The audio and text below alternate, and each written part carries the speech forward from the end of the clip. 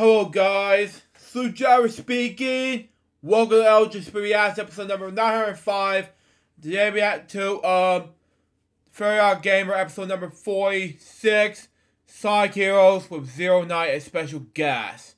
This is a 5th out of the 100th for the 1000th episode special event countdown, and we'll react to this beginning in 5, 4, 3, 2, 1. Go. Thank you. Okay. Wow. Sonic Heroes, OddGamer and Sonic Heroes. Target designed by Leonard Creations. Happy now sports. Excuse me, misspoke. Anyway, continue on. Special gift for viewer 09. Okay, that's fine. Hello, Internet viewers. I'm the Fairly Odd Gamer. Well, this is it. The moment you've all been waiting for. Today is the 30th anniversary of Sonic the Hedgehog. Hooray! To celebrate, how about we review another Sonic game with the Blue Blur himself? Okay. Sonic, welcome back. Hey, no problem, gamer.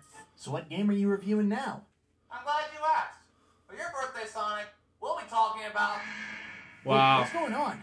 Don't worry, Sonic. I know that sound familiar. Why, it's... Wow. Hello, Lucas. Yeah, I knew it. Hello, Seth. What do I owe this visit? Again. Oh, not much. But I see you've been reviewing Sonic games lately. Yes, and? And you didn't even invite me. Foolishness, Lucas. Foolishness. Wow. You do remember that I'm also called the Fairly Odd Gamer, right? I know, but I got tired of calling you that, so I'm going to call you by your real name now. Jesus. I'll be right back. But folks, just get some cookies and let's just continue on. Hey, you kept calling me by my real name, so yeah. Oh. Fair enough. So, why are you here? Well, allow me to explain. Sonic the Hedgehog is one of my favorite video game series of all time, easily in my top 3. I've been a fan of the Blue Blur for over a decade, but my first exposure to the franchise was actually one of the animated series, that series being Sonic X. Back when I was only 8 years old, I didn't even know he was a popular video game character. All I thought was he was just a cool blue hedgehog who ran very fast. But after playing the original Sonic the Hedgehog via my mom's mobile phone, I was surprised to learn that he's been a famous video game character ever since the early 90s. Eventually, I would play Sonic Rush for the Nintendo DS, which was my first modern Sonic game. It also had a heavy impact on what I believe a great Sonic game should be like, because the reason why I love Sonic is because it's not just about going fast. You gotta look good doing it and show off your style. Then I would play a demo of Sonic Unleashed at a Target, resulting in it being my first 3D Sonic game. And then in late 2010, after receiving Sonic Adventure 2 Battle from my uncle, receiving Sonic Colors from my mom for Christmas, and rewatching some episodes of Sonic X, that's when I truly consider myself a Sonic fan. Wow. Well, I'm glad to be greeted by another fan of my games. Wow. Who are you, and what have you done with Sonic? Whoa, easy there. Don't you recognize me? I'm Sonic. Sonic the Hedgehog. Wow. No way, Sonic is nowhere near as tall. You must be an imposter. Whoa, take it easy there, Seth. Imposter or not, can you please spare him? Yes. I need him for this review. Very well then. But I've got my eye on you. Anyway, I will be joining you for this review. Alrighty then. With that said, let's take a look at... Sonic Unleashed? I've only finished the Wii version, so maybe another time. Sonic Rivals? I have neither the PS Portable nor the PS Vita, so... Nope. Sonic Adventure 2? I already did that one. Yes. Alright. Well, how about Sonic Heroes? Perfect! Let's do it. Let's blast through with Sonic Speed. Okay! All right. Huh? Hey, that's my line. Believe it or not, Sonic Heroes is the first 3D Sonic game I ever played. Yet, before Sonic Adventure DX, I played this. Keep in mind, this was back when I only had the GameCube, and it's still the main console to this very day. I remember renting this game at a nearby Blockbuster back when they were around, and I enjoyed the heck out of it. During that time, I've had my fair share of classic Sonic games such as Sonic 2 and 3, and even 3D Blast. It was awesome getting to see Sonic in a 3D environment for the first time. Eventually, I managed to get my copy of Sonic Heroes via Amazon, and I still enjoyed the heck out of this game. Even though I beat this game before, the last time I beat it was for a commentary I did years ago. Post review, I haven't even touched that game. The first time I've ever played Sonic Heroes was actually when I borrowed a copy from a neighbor back in early 2007, just a couple of months after I first got my GameCube. I remember liking it back then, but I also remember being pretty annoyed at the later levels in the game. I'll talk more about that later. Regardless, I would eventually get my own copy of the game sometime after. I definitely have a lot of fond memories of this game, so I'm looking forward to revisiting it. For this review, we'll be looking at the version that both of us own, and that is the GameCube version. While none of us have any experience with the Xbox version, the PS2 version is considered the worst version due to its longer load times, lower frame rates, and more collision issues. But how is this game compared to the adventure games? Let's find out. The game opens up with a title screen with the game's theme song playing, though waiting a few seconds on the title screen will trigger the game's normal intro. In my honest opinion, the FMVs look much better in this game than the adventure games. Like Adventure 1, the opening cutscene lets everyone know what you expect to see in this game, including the return of a villain that we haven't seen since Sonic CD. Well, technically since Sonic Adventure DX Director's Cut, but yeah, you get the idea. Unlike the adventure games where you control a single character, Sonic Heroes has you control 4 different teams consisting of 3 characters each. Team Sonic with Sonic the Hedgehog, Miles Tells Prower, and Knuckles the Echidna. Team Dark with Shadow the Hedgehog, Rouge the Bat, and newcomer E123 Omega. Team Rose with Amy Rose, Fig the Cat, and Cream the Rabbit, the latter who actually first appeared in Sonic Advance 2. And finally, Team Chaos with Esther the Chameleon, Charlie... what? Play back. Oh, not turn it down. Play back. I just actually turned down my volume. Hang on. The Rabbit, the latter who actually first appeared in Sonic Advance 2. And finally, Team... Is that a crocodile alligator? Continue on. Chaos with Esther the Chameleon, Charmy Bee, and Vector the Crocodile. Okay. With Mighty the Armadillo nowhere to be found. Each team has their own separate story, but they all go through the same stages with the same boss fights, but the experience is slightly different depending on what team you choose. Team Rose is considered to be the easy mode. Team Sonic is considered to be the normal mode. Team Dark is considered to be the hard mode, and Team Chaos is a bit of a wild card in terms of difficulty because their level objectives are, for the most part, completely different from the other 3 teams. That being said, let's talk about how the story begins for each team. Team Sonic's story begins with Sonic running through this canyon with Tails and Knuckles flying in the Tornado 2 from Sonic Adventure. Tails gives Sonic a letter from Dr. Eggman, or a video letter per se, that says he's created the ultimate weapon and plans to conquer the world in 3 days. And just like that, Sonic begins his new adventure as Tails and Knuckles follow him after jumping out of the Tornado 2. Team Dark's story begins with Rouge infiltrating one of Dr. Eggman's abandoned bases, searching for Dr. Eggman's secret treasure.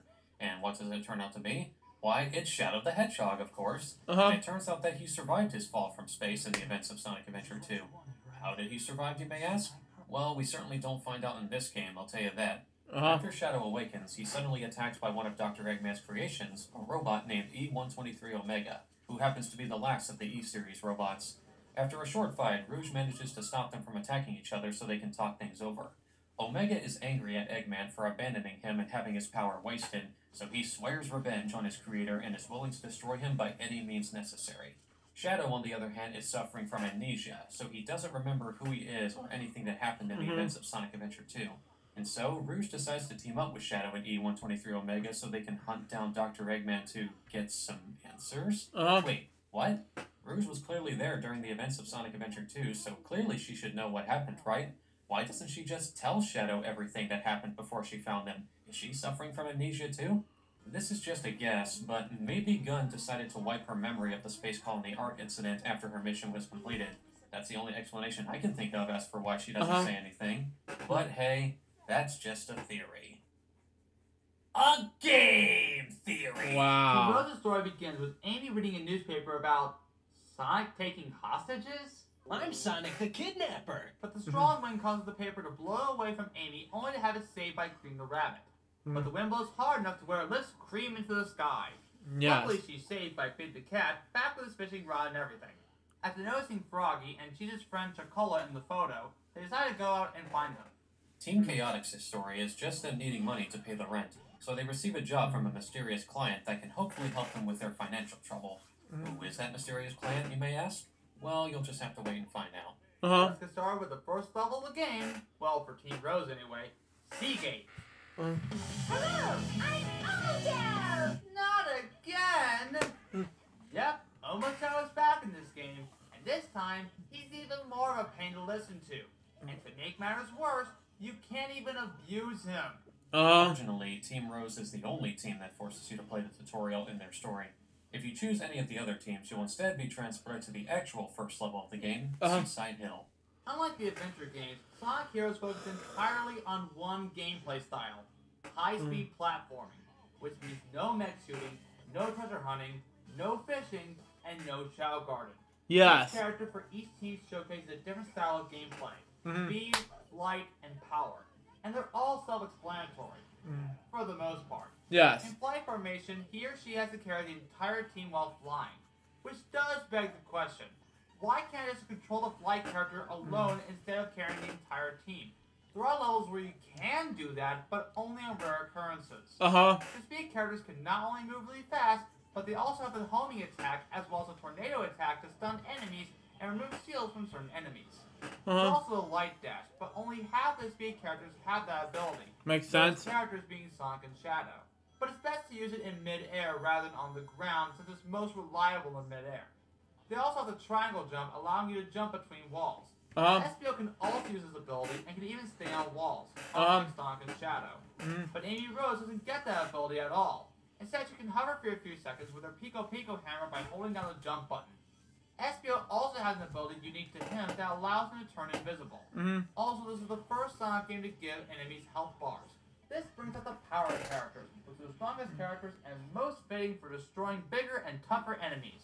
And before I forget, the fly characters can attack enemies with Thunder Shoot, whether to stun enemies or obliterate enemies if they're strong enough. Wow. Each character can also be leveled up to 3 times by collecting these blue, yellow, and red spears from random defeated enemies or by hitting checkpoints. The Makes higher sense. their level, the stronger they are.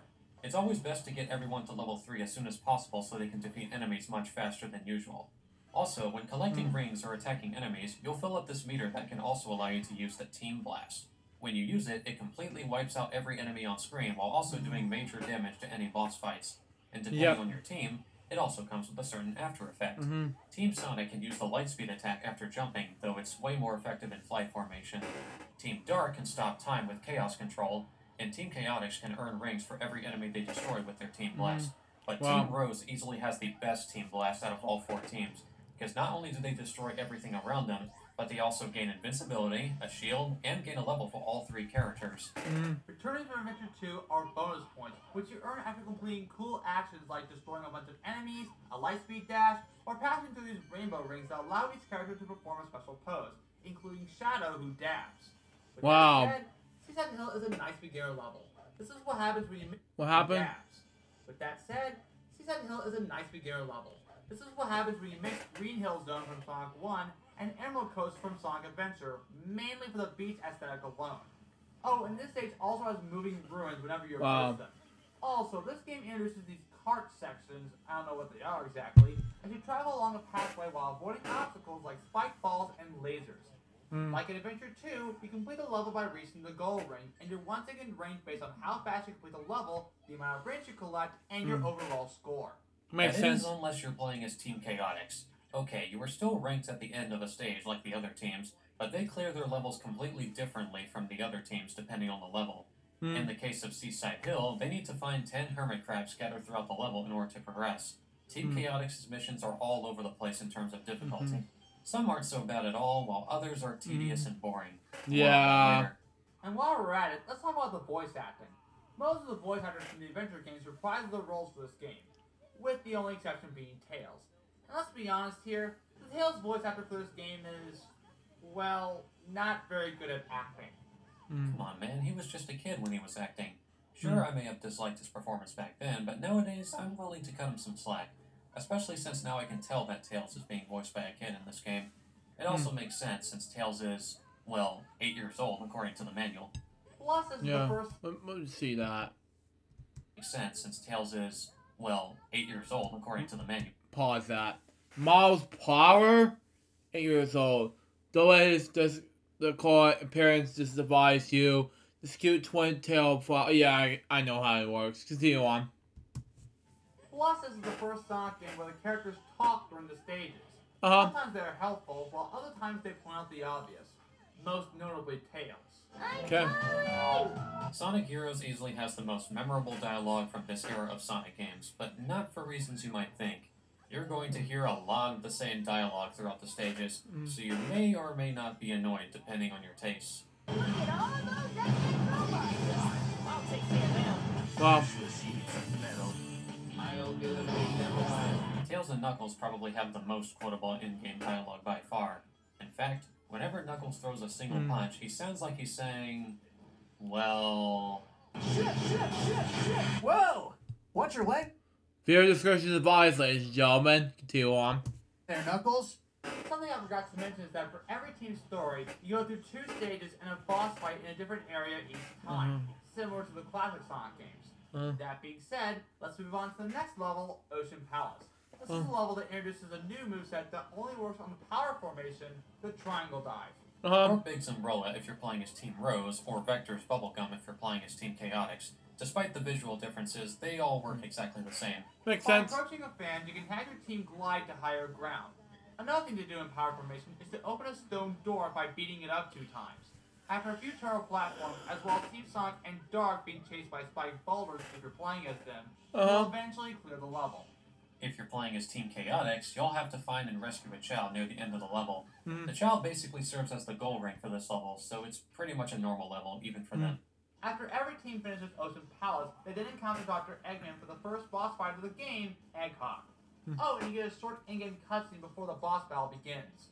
You're the ones who are playing games with my army. Sorry, just part of the job. That's the evil genius, Dr. Eggman.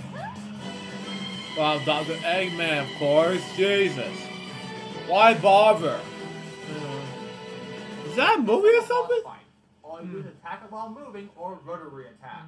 The best way to defeat it is to use the power character. Okay. Although you can also use a speed character for the homing attack, but that's about it. Okay. Being the Egghawk, Eggman says this. This isn't the end! We then move on to the next level, Grand Metropolis. This is probably one of my favorite levels in the game, if only because of how fast you can move thanks to these blue roads that propel you forward. Plus, I just really like the futuristic city aesthetic. This is also the first level to have not only rail grinding, returning from Sonic Adventure 2, but also these poles that the speed characters can swing around by using the tornado attack on them. Well, if you have the speed character at level 3, you can simply use the homing attack on them to instantly swing around them. So yeah, this level is really awesome. However, if you're playing as Team Chaotix, you have to find and destroy every single enemy in the level. If you happen to miss even one, you'll have to loop back around the stage to find the one you missed. As a result, Team Chaotix can easily have the worst stage length in the game because of how tedious some of their missions can be. Makes sense. So yeah, fun as Team Sonic, Team Dark, and Team Rose, but not so much as Team Chaotix. Up next, we have the power plant. Not only does this level take place in a nuclear power plant filled with upward energy paths, green sphere-like cages to roll through, and an energy-powered elevator, but we also have fireballs that are easy to avoid and platforms that rise after defeating enemies. Plus, with Team Sonic and Team Dark, there's a section in which you have to make your way to the top while trying to avoid rising lava. The amount of times I've died in here during my first playthrough is uncountable. But I've been able to get it done very easily after a couple of times. If you're playing as Team Chaotix, you'll have to find and destroy 3 gold turtle robots in order to clear the level. Though fortunately, they're pretty easy to spot and are usually on the main path. Though you'll have to destroy every other enemy in the area in order to open the cage they're inside of. We then get an FMV cutscene that shows one team running into another team. In this case, Team Dark runs into Team Chaotix, and Team Sonic runs into Team Rose. Though sometimes the reasoning on why they want to fight is just plain silly. Yeah, I have to agree with that last part. In fact, the only reason why Team Dark and Team Chaotix fight is simply because Rouge picks a fight with them and accuses them of getting in their way. And Team Rose? Well... Gotcha, my darling Sonic. Amy, what are you doing here? Sonic, this time there's no way out of marrying me. Amy, I don't think beating up Sonic will actually help with marrying him. Yeah, what he said. Besides, what kind of girlfriend beats up the one she loves anyway? Yes. Anyway, the team battles are pretty chaotic, no pun intended. The opposing teams behave pretty much how a player controls them, and as a result, it mostly comes down to who can hit each other more. It's basically a defeat them before they defeat you sort of situation. My advice? Spam the tornado move or thunder shoot if you want a good chance at defeating them. Yeah. So I forgot to mention this earlier, but at the end of a boss fight or team battle, the characters will say different and unique lines that you wouldn't hear from being the normal stages. Sonic, let's go on our honeymoon! No! Moving on to the next level, Casino Park. This city reminds me of Casino. Oh right, this is the game where Team Rose calls back to events from Sonic Adventure. Hey, maybe that's why Cream the Rabbit made these cameos in the DX port. Anyway, remember Casino Night Zone from Sonic 2 in which it was a platforming level with pinball sections? Well, now we have a level like that, but this time in 3D. Wow. And what can I say about it? As someone who typically enjoys pinball, the pinball physics in this game are all over the place. Even when I'm using the flippers, the ball doesn't behave the way I'd like it to, unlike the pinball sections in Sonic Adventure. If that game does pinball physics very well, then why couldn't this game do the same thing? It still bugs me to this very day, and I just can't quite put my finger on it. Yes. So returning from Casino Night Zone is compulsive gambling via slot machines, in which you can either win or lose rings depending on what the slot machine lands on. You're definitely going to want to take advantage of these slot machines if you're playing as Team Chaotix, since their mission for this level requires collecting 200 rings in order to proceed. Or in my case, use Team Blast whenever you approach a group of enemies, therefore earning more rings. Moving on to the next stage, we have Bingo Highway. Contrary to popular belief, this is actually one of my favorite levels in the entire game. I love the visuals, the music, and it feels like a flashy roller coaster ride to me. Wow. I'm sure it may not control too well, but I've personally gotten used to how the pinball controls are. Maybe that's why I enjoy it more than others? I don't know. But regardless, I personally always have a good time with this stage. Although if you're playing as Team Chaotix, you'll have to find 10 out of 20 casino chips in order to proceed. Eventually they all run into Eggman as we go to the next level, Robot Carnival. It's pretty much an enemy rush in which you have to defeat waves of enemies until Eggman decides to end the level by saying this. Don't get too excited, boys! Those were the easy ones! They'll even say that if you're playing as Team Rose, which actually consists of 2 girls and only 1 boy. There are also times in which the subtitles have spelling errors. For example, before Robot Carnival with Team Chaotix, Dr. Eggman says, You've made quite a mess here. whereas the subtitle mistakes quite with quit. Yeah. I can assume that some of the subtitles weren't all proofread, but that's just me. Up next we have Rail Canyon. As the name implies, you are rail grinding for most of the level. And while the rail grinding is handled much better here than Adventure 2, I don't think it's perfect by all means. I personally don't think the rail grinding was really improved in this game. It still works, but it also still has the occasional issue where you try to switch rails, only for Sonic and Company to jump over the rails instead of onto the rail. It doesn't happen all the time, but it's certainly annoying when it does happen. Yes. That being said, here's a hint for switching rails in both this game and Sonic Adventure 2. Don't try switching rails while you're trying to speed up. You're more likely to jump over the rail rather than onto the rail if you're still accelerating on the rail. Kind of reminds me of the railroad difference. Continue on. By touching these switches, grinding or not, the direction of the rails change from blue to pink in order to progress through the level. It's also worth mentioning that this is one of the only levels where Team Chaotix's mission is just simply reaching the goal ring, much like the other teams. Moving on to the next level, Bullet Station. While there's not as much rail grinding as there is in Rail Canyon, it does show teams being fired out of a cannon as well as destroying an engine core from a train. Kind of reminds me of, for those about the rock, we salute you. Continue on. But, I mean, AC/DC difference, my t-shirt and pajama pants. Continue on. Guess you could say that the teams are on the right track. Oh, and remember what I said earlier about the subtitles not being proofread? Well, in the case of Team Dark, the subtitles clearly said which way is cannon facing. Sheesh, this is getting into Mega Man X6 levels of grammatical errors. Also, Team Chaotix's mission for this level requires finding and destroying 30 out of 50 capsules in order to proceed. Jeez. Not much to say about it, so yeah. This leads to the next Eggman boss fight, Egg Albatross. Unlike the previous Eggman fight, it's a 3-tier boss battle in which you destroy 3 portions of Eggman's ship, with the Egg Hawk being the final tier. However, it neither stops nor performs the rotary attack unlike last time. You can destroy Eggman's ship with the different formations as intended, or go the dangerous route and spam the homing attack for all 3 portions of the ship. Jesus. Eventually they destroy the Egg Albatross, only to find out that the Eggman they were fighting was a fake the entire time. Wow. I guess Dr. Eggman was learning from Dr. Wily when he decided to use that method. By the way, should I also address the conspicuously broken Shadow Robot clone? No? Alright, maybe later. It's also worth mentioning that when Team Sonic and Team Dark leave the area, we see Metal Sonic appearing to be collecting some data. Jesus! More on that later. Moving on to the next level, Frog Forest. This is another one of my favorite levels in the game. Mostly because it's one of the more open levels in the game, and I love the amount of speed you can get, especially on these loops and corkscrews. You can also ride on these flowers to proceed through the level as well. Also, if you're thinking that this is where Big finds Froggy, you're wrong. These frogs only exist to make it rain and cause new plants to grow so the teams can proceed. That is, unless you're playing as Team Chaotix. Their goal is to reach the end of the level without getting spotted by the frogs. If you're caught, well...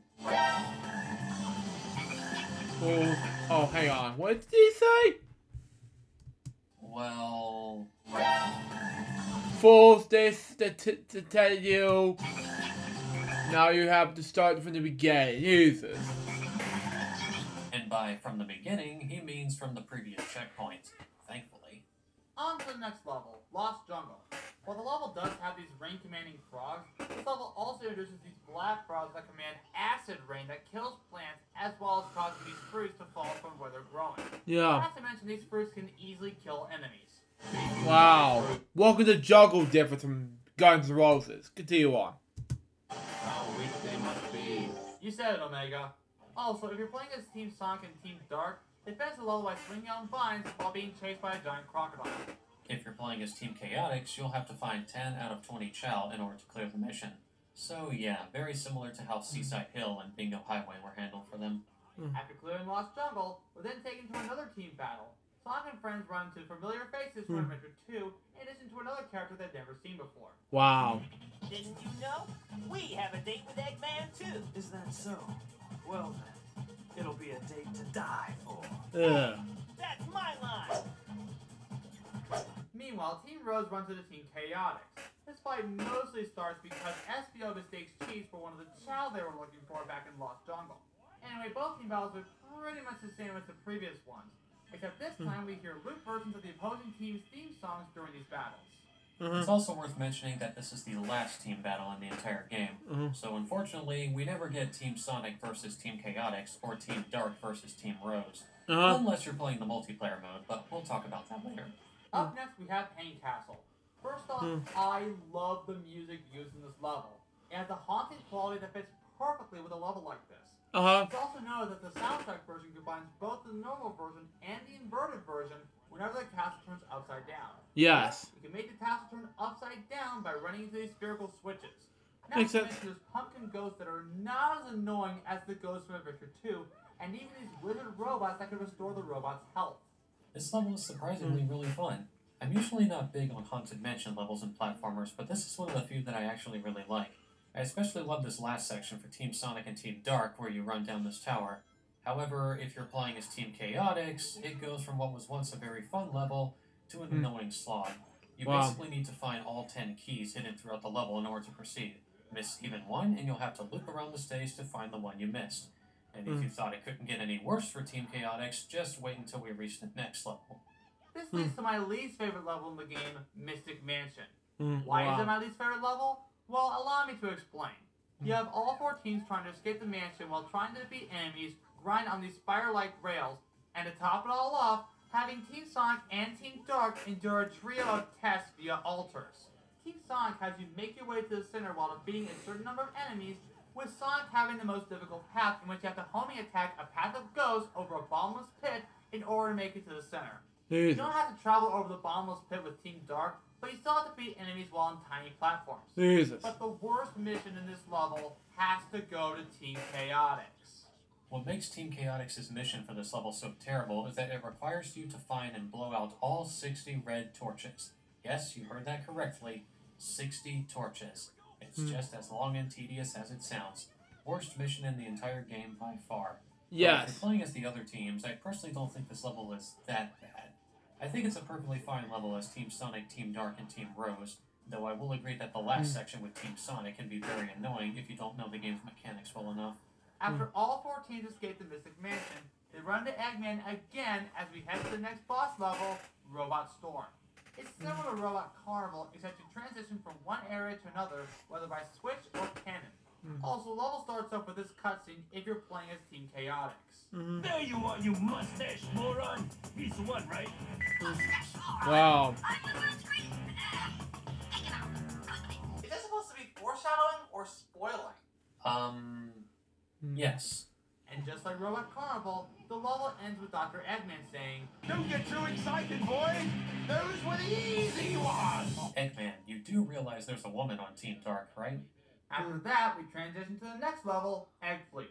I like to mention that each team starts off with a cutscene of Eggman describing his fleet of battleships, which he built himself. Makes but it sense. ends with an incredible shot of each team as they landed on one of the battleships. Uh-huh. This level introduces these cannons that fire at you, which you can destroy pretty easily. Uh-huh. It also introduces these robots that shoot pink lasers equipped with a shield. Uh-huh. While they're not annoying in my opinion, you can actually stun it with a tornado attack as long as it doesn't use its shield. It has these fan blades that are similar to the flower in the jungle area, but there are obstacles to avoid by moving up or down. Finally, this is the only level aside from the tutorial level in which you use Rocket Excel if you're playing as Team Sonic and Team Dark. Yes. And again, you can just run on the treadmill without having to use Rocket Excel at all, given how much acceleration the speed characters already have. Which reminds me, I'm surprised we haven't talked about this sooner, so let's talk about the overall controls for this game. I've mentioned in the adventure games that Sonic controls very smoothly and it's very fun to play as, with a few glitches. But this game, it feels like the developer thought that the speed wasn't fast enough, so they pretty much ramped up the speed levels to ludicrous speeds. Going fast in this game is a nail biter because there are times where I would start sliding after making a landing from a ramp. Speaking of which, if you're attacking enemies in a power formation, you're pretty much sliding all over the place. A little hint. Knuckles and Omega mostly slide forward when attacking if you're moving with the analog stick. If you keep the control stick neutral, you won't move as far while you're attacking. Yes. You can also use the power character's attacks in midair if you want to be more stationary. Uh-huh. Also, with the speed ramped up, don't be surprised if you find yourself careening off a ledge because there are times when that will happen. Especially in Hang Castle. I swear, you have to be perfectly in the middle to hit the ramp. Otherwise, you'll potentially miss the ramp and fall off the ledge. The control for this game definitely takes a lot of getting used to. I don't think it's that bad, but it can be very slippery at times. Yeah. I personally think the characters control fine enough, but I will agree that it's not the most friendly to newcomers. Speaking as someone who got several game overs at the end of Mystic Mission due to falling into the bottomless pit several times during my first playthrough. While I may be able to get used to the controls pretty easily, that doesn't necessarily mean that everyone else can get used to it. I may think the controls work fine enough, but hey, that's just me. Going back to the egg fleets, this is another one of my favorite levels in the game. I really love the atmosphere of this level, in addition to just how open it is with how many different alternate pathways this level is just full of. Thinking about it now, this is probably one of my favorite final levels in the entire Sonic the Hedgehog franchise. It may be challenging at times, but I still really love this level for the most part. Though if you're playing as Team Chaotix, you have to reach the stage without being detected by the enemies. So it's basically Metal Gear Chaotix. Hey, Espio! What happened? Game Espio? Espio! This Jesus. leads to the final normal level of the game, Final Fortress. This weather reminds me of our last attack on the egg carrier. You've been in battle before? Jesus. You swimming today? I can't hear the thing. Something exciting! Not only does it bring back the cannons from Egg Fleet as well as the rail grinding, but it also has these platforms that fall if you stand on them for too long, as well as these color lasers that all teams, except for Team Rose, have to avoid. Come on, it's a bit Buzz Lightyear to me. Continue on. While it's not difficult for a quote-unquote final level, it can get long. Okay. Especially with Team Dark and even Team Chaotic. Wow. If you're playing as Team Chaotix, you'll have to find... Wait. Go back some? Hold on, go back some. Hang on.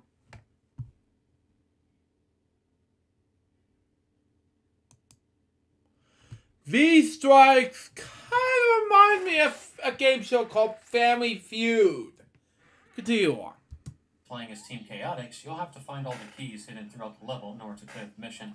Fitting, considering how the most annoying missions for Team Chaotix are scavenger hunts. This leads to the supposedly final boss of the game, the Egg Emperor. And if you thought the final Eggman fight from Sonic Adventure was repetitive, then get a load of this! Wow.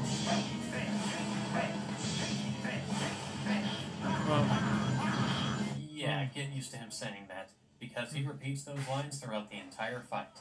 This is by far the most annoying fight in the entire game, mostly because the Egg Emperor keeps spamming the same attacks over and over and over again. It's not the most difficult final Eggman fight in the series, but it's certainly one of the most annoying. I also recommend staying close to him if you can, otherwise he'll... yeah, that. I would also recommend using the flight and power formations if you want to deal out the most damage, and make sure to level up the characters as fast as you can. And if you can, use Team Blast whenever possible. After a long fight, the battle is eventually over. Wow.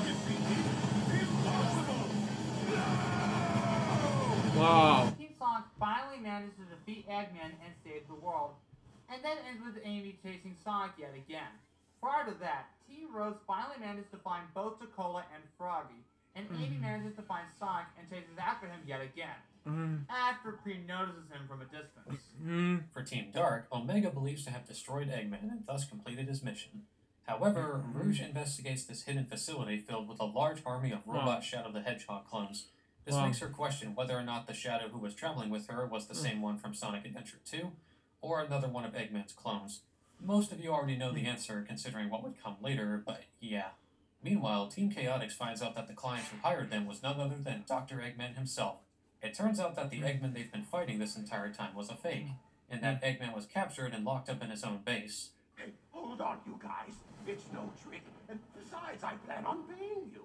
You'll be rewarded handsomely for helping me. As soon as I conquer the world, I will pay you. So, do they get paid when the events of Sonic Forces happen? Nah, probably not. Some nerd probably. Wow. That was the story mode for this game. Or does it? It turns out that when you finish the game with all 4 teams, you'll most likely get a prompt telling you to collect all 7 Chaos Emeralds. Okay, let's talk about them. So, during any of the regular stages, you can find a key hidden throughout the stage, but you'll lose the key if you take damage while holding it. Fortunately, there are multiple keys hidden throughout the stage, giving you multiple attempts to hold on to the key. If you finish a stage with the key in hand, you'll be taken to a special stage. If you get the key during the first stage of an area, like Seaside Hill or Grand Metropolis, the special stage will allow you to try and earn some extra lives. But if you get the key during the second stage of an area, like Ocean Palace or Power Plant, the special stage allows you to try and get the Chaos Emerald tied to that area. As for the special stages themselves, oh boy. In concept, these special stages are perfectly fine, but in execution, they're not very good. And it all has to do with one major thing, the control. If you thought the special stages from Sonic 2 were bad enough, the special stages in this game are a whole nother level. As previously mentioned, the overall control is all over the place, but the control is much, much, much worse during the special stages. In order to collect the Chaos Emerald, you have to chase it throughout the stage and collect these orbs along the way. The more orbs you find, the faster you get. You can even boost if you have enough orbs, which you'll more than likely be doing throughout every single one of these stages. However, there are times where you'll either be running on the side, which will likely cause you to fall off and slow you down, or run through these spike bombs that will also slow you down. So in other words, if you don't manage to get the Chaos Emerald before it reaches the finish line, then the stage automatically ends. What makes the control so bad in the special stages is how slippery and finicky it is. It feels like the characters can't stay still or run in a perfectly straight line unless they're actually on a straight path. It's very easy to lose control of yourself and run into a part of the stage you don't want to. Even as someone who's gotten used to the controls, I have to admit that the controls for these special stages are very bad. That being said, if you want to get the Chaos Emeralds, make sure you get them with Team Rose since they have the shortest stages in the game, and thus are easier to get the key required to enter the special stage. So after eventually and finally collecting all 7 Chaos Emeralds, you'll be given access to the final story. It's here where we find out that the one who locked up Dr. Eggman was none other than his own creation, Metal Sonic, returning from Sonic CD. It turns out that he's been collecting data from all the other teams. Wow. This eventually leads to an extremely long transformation sequence. Because of how long it takes, you can easily take this time to do other things while you wait if you don't want to skip the cutscene. Jeez! Hey Sonic, got any birthday messages lately? Oh yeah, tons of birthday messages. Also, I'm getting an outcry from fans wanting a new adventure game. Sheesh. How long is this gonna go on? Probably forever. What's going on with you, Seth?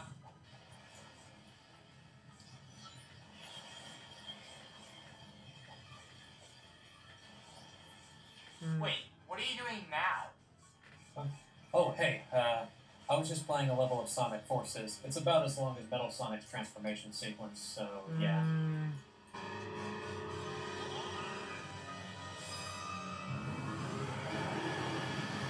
Wow. Aha! Perfect timing. I just finished the stage. Jeez, how long did that take? 43 seconds! Second. That's almost as long as a level in Sonic Forces. My point exactly. So after what feels like an extended loading screen, Dr. Eggman finds out that the only way to possibly defeat Metal Sonic is the power of Chaos Emeralds, which all 4 teams already have in their hands. But Sonic figures out that the best way to defeat Metal Sonic is the real superpower of teamwork. And thus, you now have to fight Metal Sonic with all 4 teams.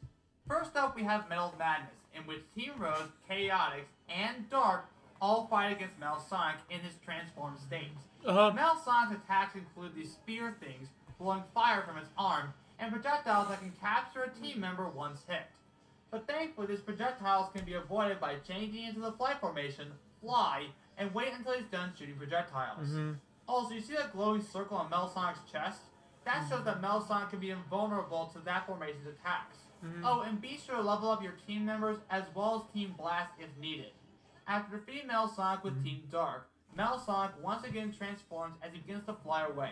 Team Sonic, with the power of the Chaos Emeralds, allows Sonic to transform into Super Sonic, while Knuckles, for some reason, only have these gold shields of some sort. Wow. Wait, didn't they both have a super form from Sonic 3 and Knuckles? I can understand Tails, but Knuckles? Also, I'd like to mention that Sonic Heroes' main theme plays during this cutscene, but I swear in this cutscene and this cutscene only, we can hear Johnny Gioeli saying Tonic Heroes. Wow. Wow. This leads to the actual final boss of the game, Metal Overlord. Unlike the previous teams, Team Super Sonic can only attack Metal Sonic with Team Blast. You can build up your Team Blast by doing regular attacks on Metal Sonic. And like the adventure games, your ring counter will start depleting. So be sure to find these balloons so you can hold on to as many rings as you can while fighting Metal Sonic at the same time. Yes. After 5 Team Blast attacks, the battle is finally over. Thank God. We did it! That was pretty tough. Too bad it's all over. For you! Metal Sonic turns back to normal as Sonic and friends leave the premises. Knuckles chases after Rouge when he mentions a certain treasure, and Team Chaotix chase after Eggman after realizing that they still need to get paid. Oh, and both Shadow and Omega remain with Metal Sonic. And thus Sonic, Tails, and Knuckles? Wait, I thought he was chasing Rouge earlier. Why is he suddenly back with Sonic and Tails?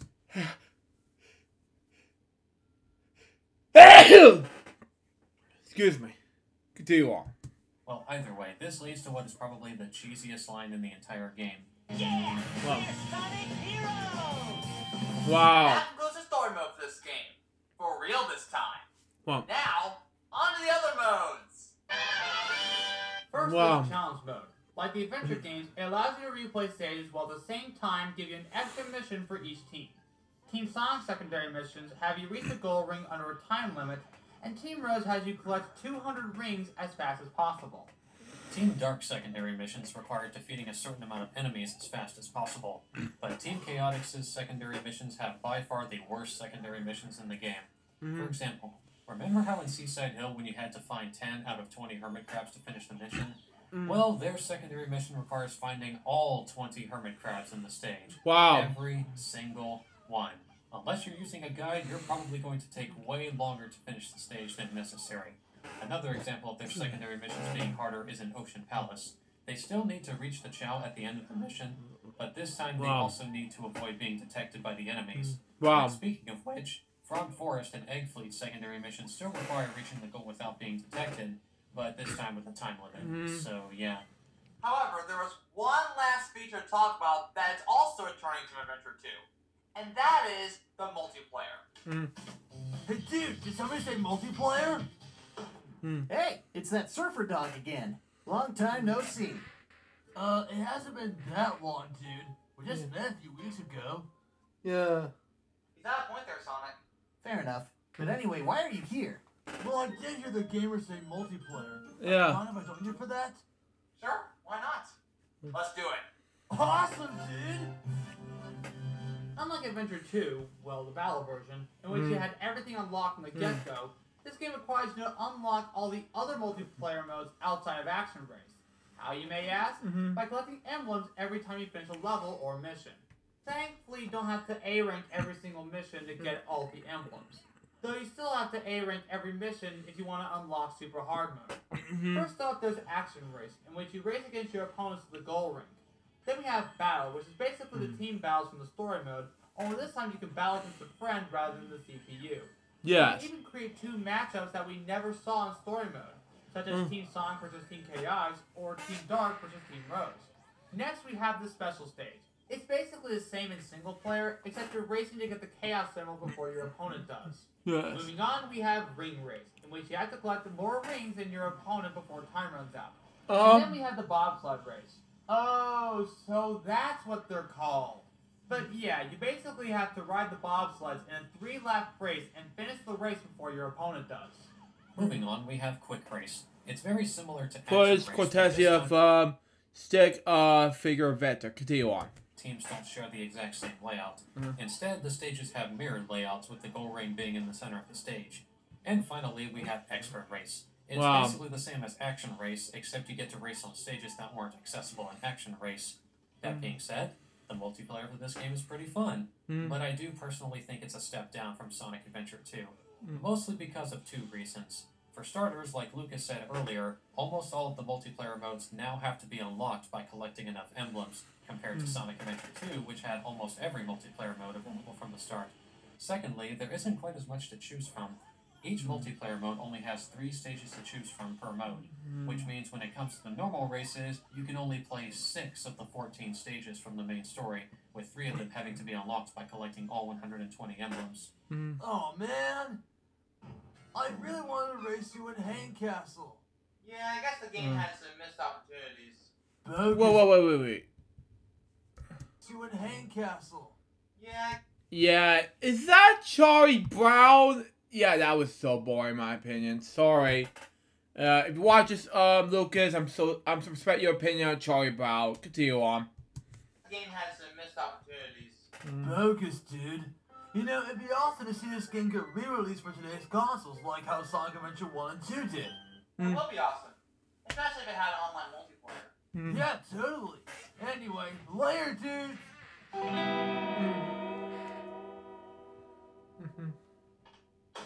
Graphically, the game looks amazing. The game took the aesthetics of the Genesis games to another level, especially the checkerboard walls and Seaside Hill. Even the casino levels look amazing despite the pinball physics. I also enjoy getting a kick out of the cutscenes, whether in-game or FMVs.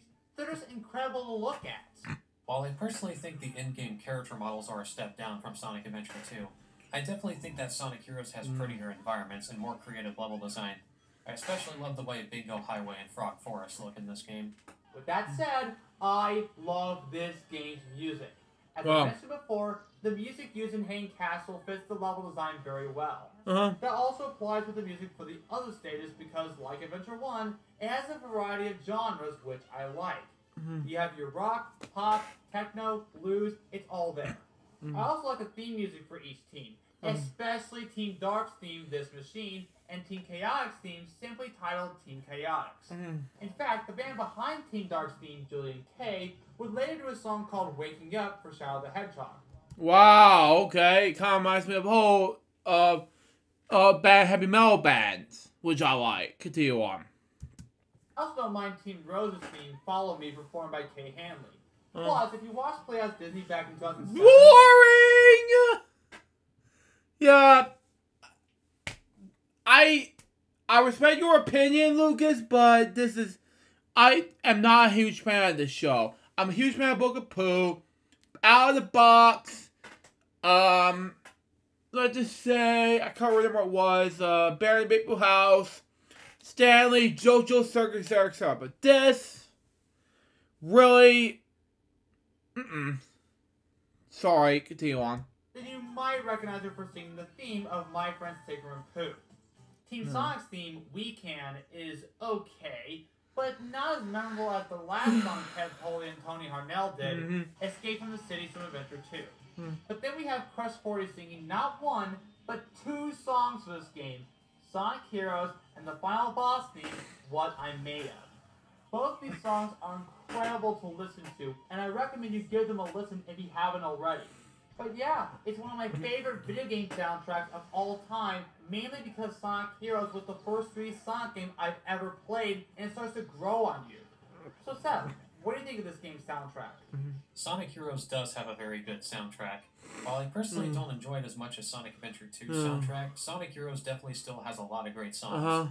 My favorite songs being Seaside Hill, Casino Park, Bingo Highway, What I'm Made Of, and especially This Machine. And while I don't remember every song in this game, I almost always enjoy every song that plays throughout the game. Wow, you guys seem to like this game's soundtrack a lot. Oh yeah, definitely love the soundtrack. So Lucas, what did you think of Sonic Heroes overall? Well, if you were to ask me, I really love Sonic Heroes. Okay. It's one of the best 3D Sonic games I've ever played, despite having a few problems. The overall graphics are fantastic, taking almost everything from the classic games and enhancing them to a 3D environment. Plus, I can always get a kick out of these cutscenes. They're just so good. Gameplay-wise, it works really well. I like the idea of having team-based gameplay and having to play as 3 characters at once. But I wouldn't consider this game perfect by any means. While I enjoy using Thundersuit to attack enemies with a flight formation, it would have been nice to have the flight characters fly solo like in Adventure 1. And once again, the overall control can get finicky to a point where I end up losing control of who I'm playing as. But it's not as bad as the special stages.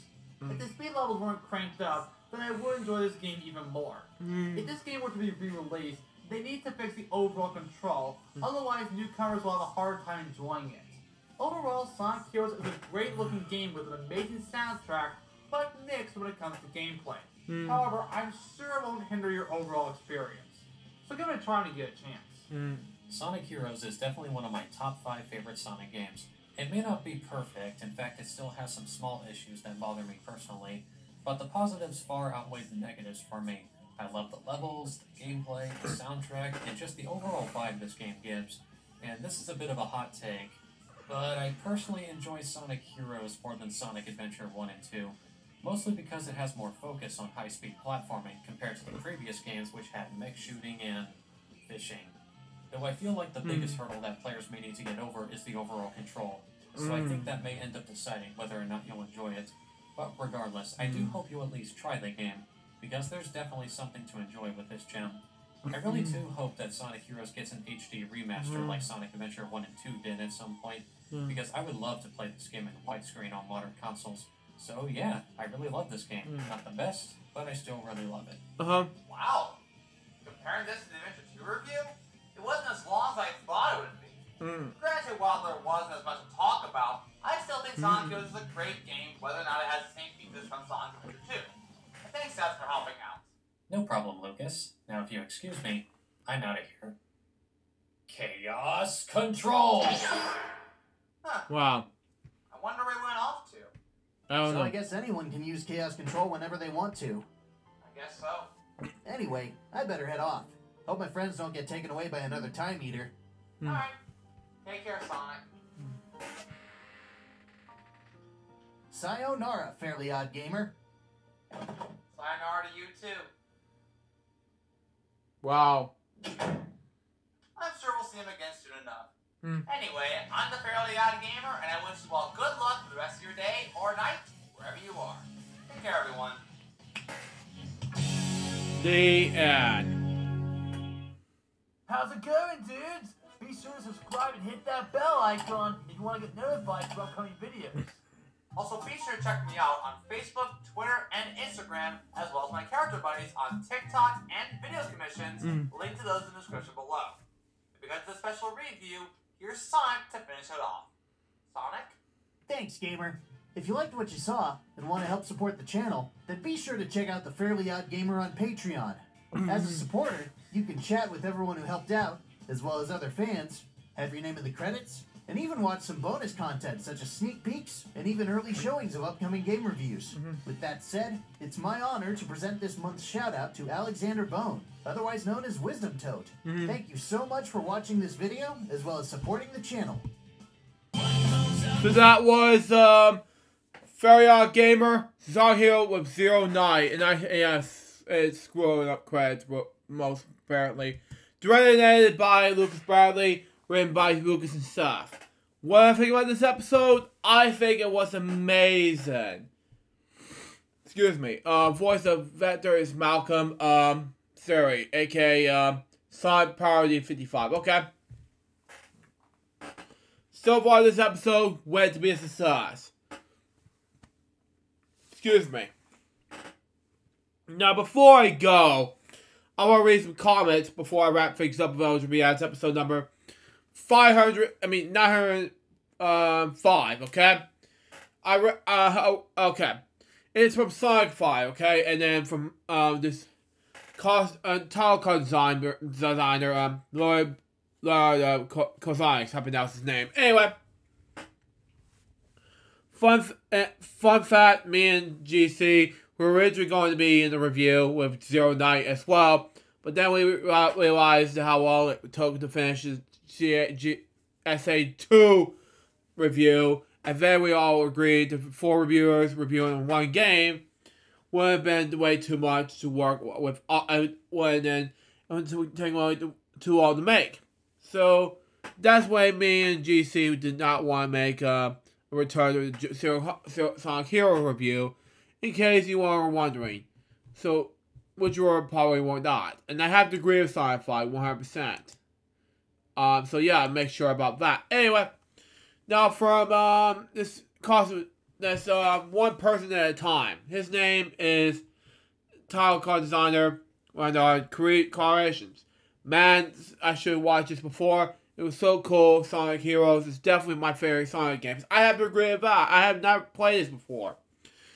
Anyway, even though it was a steady Sonic game I haven't played, being Shadow the Hedgehog is the first one. Never heard of it before. But anyway, love it so much. I love this review. It's been one of my favorite Sonic games. It's an honor to be making a title card for it. Really good job of all of you. Yeah, I have to agree with that. My pleasure. And thank you for making the title cards just by Very OddGamer. Yeah, that makes sense anyway. So, that being said, that was LJPCBM episode number 905. Hope you enjoy it. Stay tuned for the next one. It's going to be Space Jam Very OddGamer episode number 46.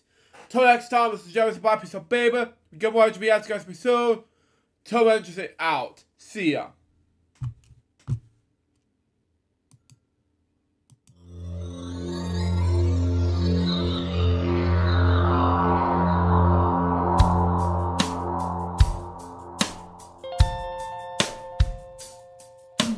Given unto me this life I'll never take for granted, and given all the time I failed to really understand it, I never sought to meet the maker of reality, the one who gave the life that which is always happening, but I tried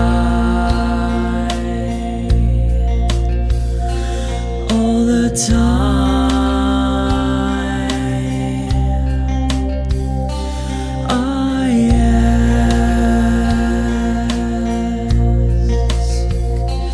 I ask, why me? Why was I the one to see things as I do under the moonlight and the sun? Perception is the question, and the giver holds the key.